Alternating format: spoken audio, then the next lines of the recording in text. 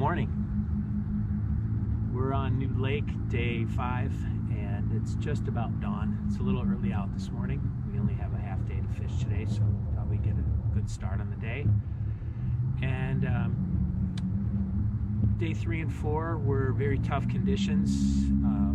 I have it on video. Not a lot of commentary, so we'll try and fill in a little bit today. The wind is down today. Don't expect any rain, unlike the last prior 2 days we were here. So we'll try and get a little more commentary and backfill a little bit on what's been going on and fill you in on our game plan today. Okay, we're starting off the morning fishing a 1/2 ounce blade, and we're on our small hump. This is a very skinny, it's kind of shaped like a pencil hump. So it's really skinny and about 1.5 casts long. So a couple things when fishing a blade. First of all, notice that I lift and then hold the rod, and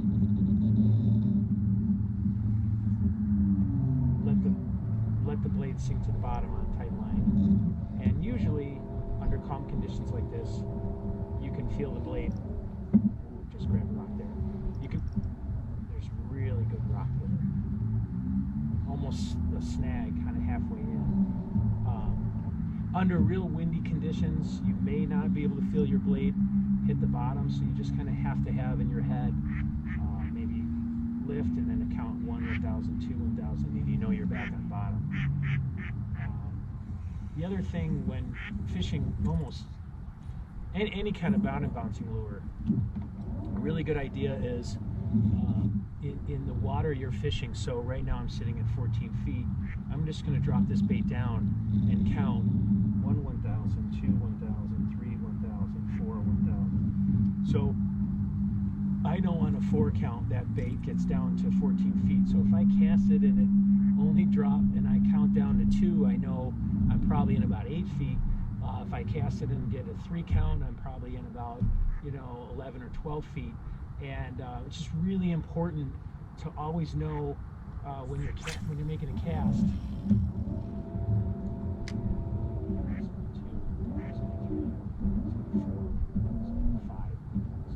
So I just hit a 5 count there, and what that was is I was casting too far off to the right side of the hump. Now I'm going to come back on it here, but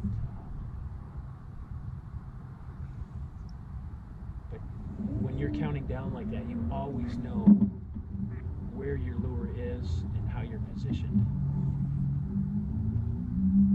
So quick update, we're into late August, and this is now our 5th day fishing this new lake, and things are changing. We're getting into a summer to fall transition, and how that affects this lake is pretty significant. First of all, when we first came out here in the heat of the summer, the thermocline was at 12.5 feet.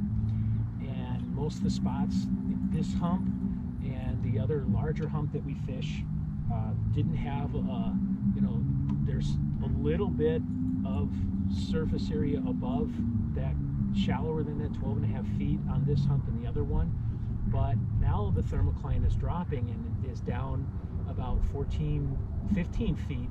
And what it does is it allows those fish, across the whole lake, a lot more area to drop down into. So we're in a transition where these fish may start moving deeper, and it means we're going to have to find them.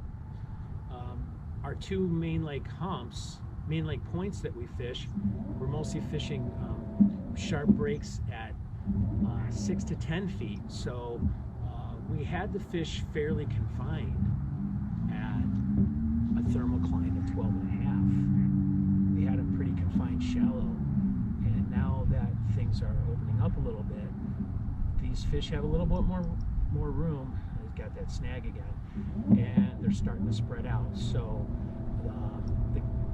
they may start to spread out. So the game plan today, we've had a lot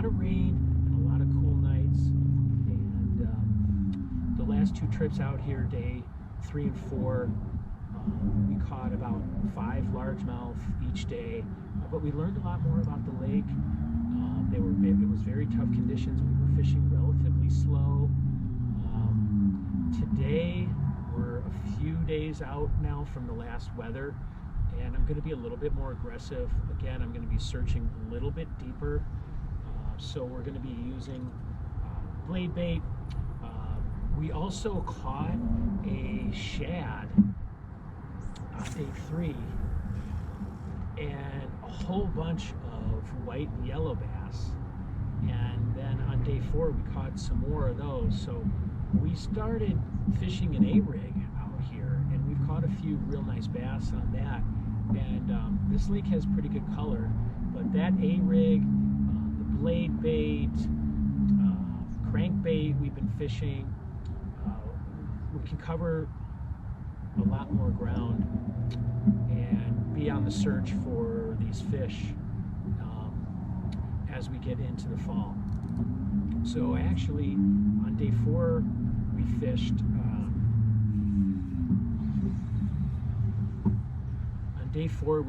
a worm, we fished a spoon, we fished an A-rig, we fished a swim jig, we fished a chatterbait.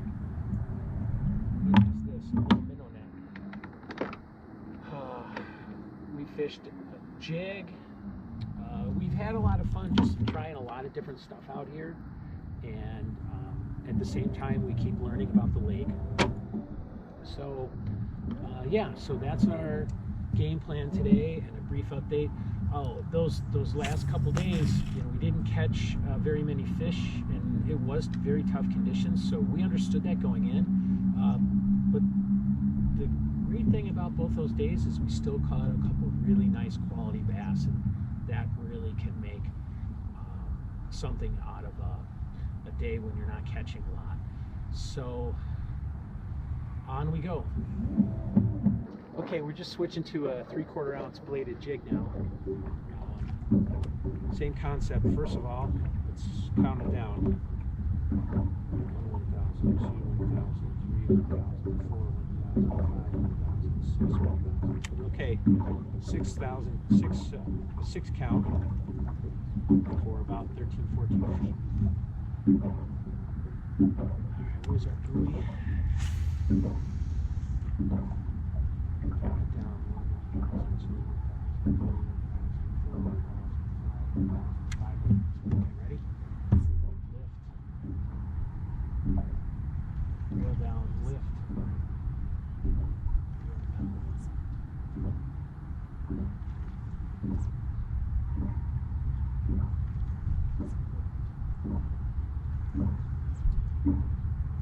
This is how you fish a jump bait. So you need that tight line the fish are going to hit on the drop, and you need that tight line. If you lift up and then drop down like this, the fish is going to hit it on slack line, and you're going to miss them more than you catch them. But if you leave it on the tight line like that, you still have plenty of room to set the hook. 1, 1,000, 2, 1,000, 3, 1,000, 4, 1,000, 5, 1,000, 6, 1,000. Look right on the tip. Lift.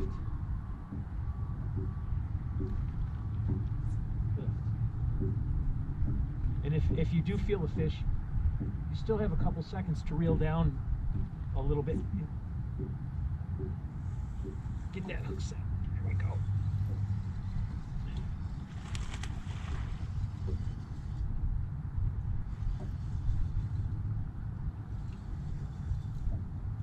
Well, they didn't like the blade bait, and we switched to the bladed jig just for fun, and causes a lot more commotion and falls a lot slower.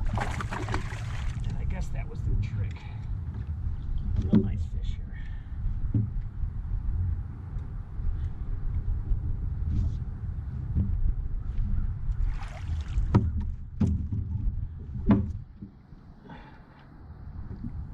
Ooh, barely hooked. There we go.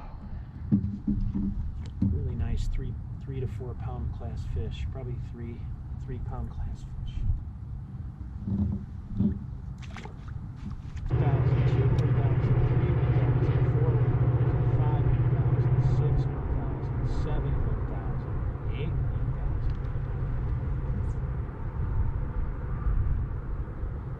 So that tells us we just cast it over the tip into deeper water, probably about 16 feet. But I know we're going to come up on top of it here.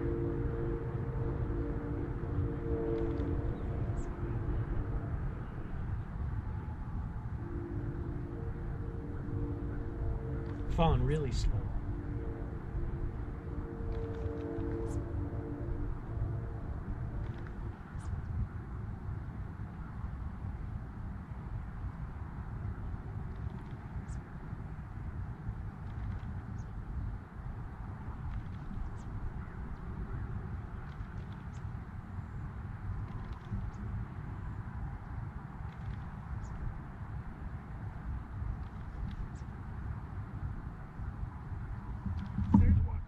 Just had a big hit here.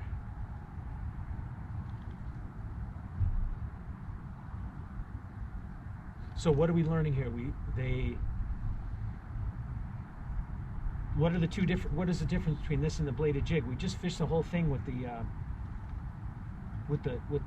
blade bait, and now we just had a nice bass and another nice hit here on the bladed jig. It's a little bit bigger profile, and it's falling slower. Probably the difference here is the slower speed. Again, we're depth and speed here. Slower speed with this. This is the ticket right now. I'm going to go ahead and put a new grub on this, and we're going to make a few more casts. Okay, we're now at our second hump. It's a bigger hump. We're still using the bladed jig.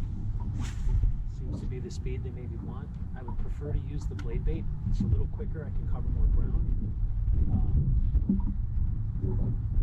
But this is what we're using. We just checked the thermocline. It's actually down to 17 feet. So this whole hump now is fishable. Similar to the other hump, has all around the edge has a very sharp break at 14 feet. The majority of the hump is at 12, and then there's a ridge that runs kind of down the center of it at 10. So in the summer, when the thermocline was 12 and a half, we had a much smaller area of this hump that was fishable. Now I would expect, as we progress into fall, these 14-foot edges, the sharpest breaks along this hump are going to be the most productive. One more important thing when fishing a vertical presentation like this, as your bait gets closer and closer to you, it's going to take longer for it to fall to the bottom, because the angle of your line, when it's way out there, the angle of your line, you lift up, doesn't come off the bottom very high, falls right here by the boat, comes almost straight up, and just barely swings down to hit the bottom.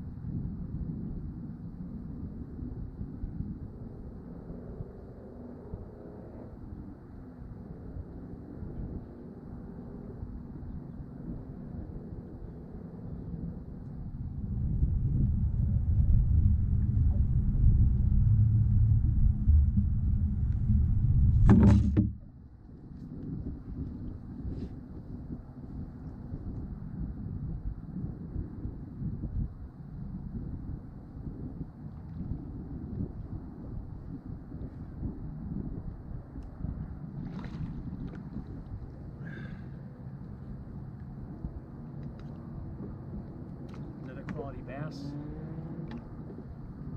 on this second hump.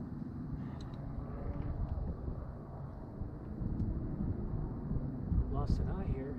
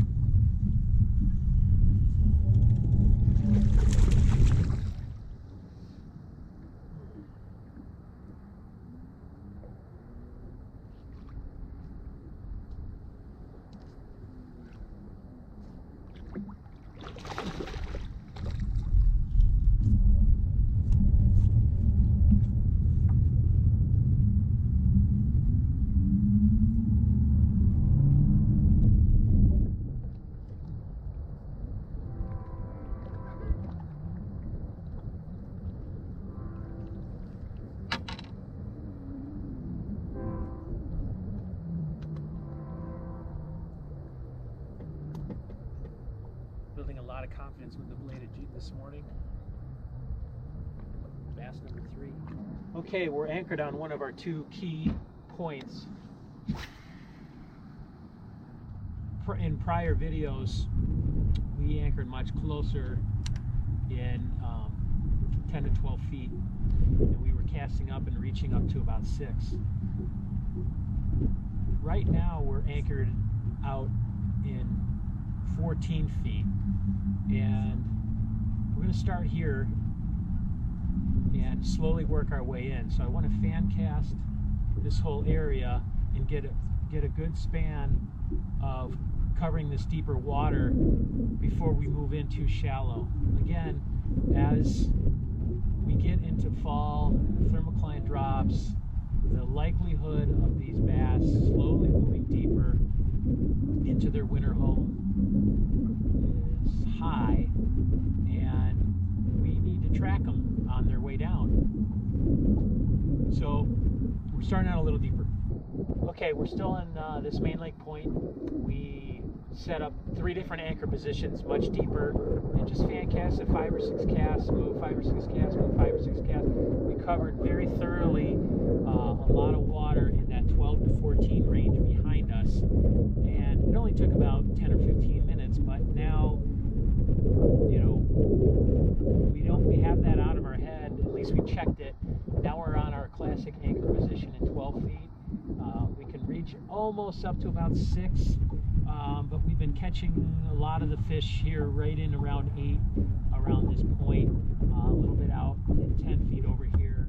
And because we know that they're likely here, I'm going to throw the bladed jig for a second just to cover some ground. Then I'm going to move to a slower presentation and work this a little slower, again, just because I know they're here.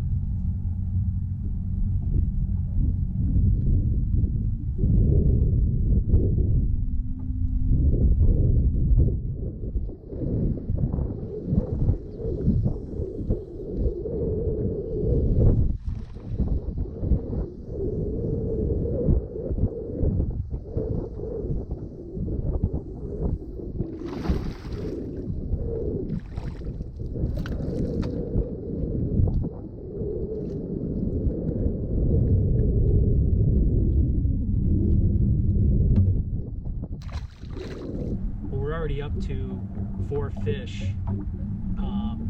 We've only been fishing a couple hours, and compared to 2 full 10-hour days on day 3 and 4, where we had really difficult weather conditions, we're a few days past, 5 or 6 days, 4 or 5 days past the last front now, and we have a good haze in the sky, and so I anticipated it would be a better fishing day than our last 2. And clearly we're just 1 fish shy of the fish catch from those prior 2 days, where I was out here for 10 full hours each day and only caught 5. We're at 4 bass now in just a couple hours, so much better day already. Largemouth bass is really sensitive to the weather, and so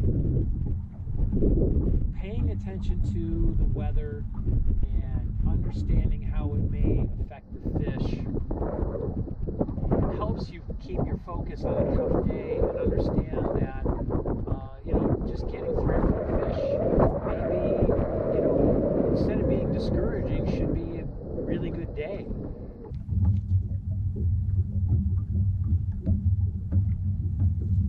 There we go.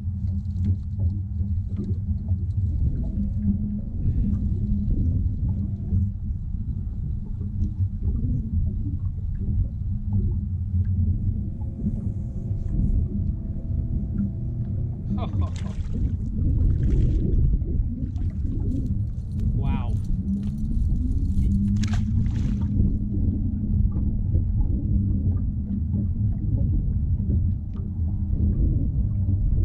This guy has 2 in his mouth.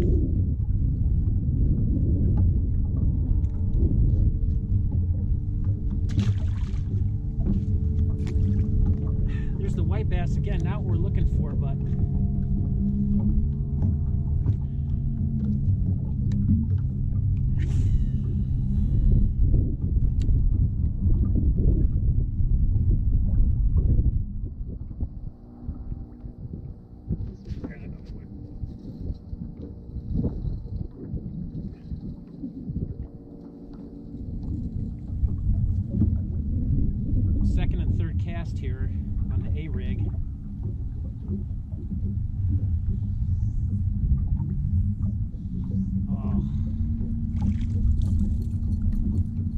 like I say, if you can't beat them, join them.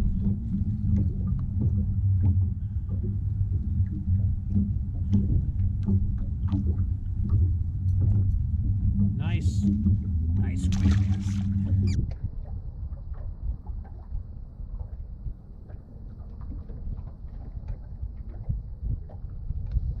There he is.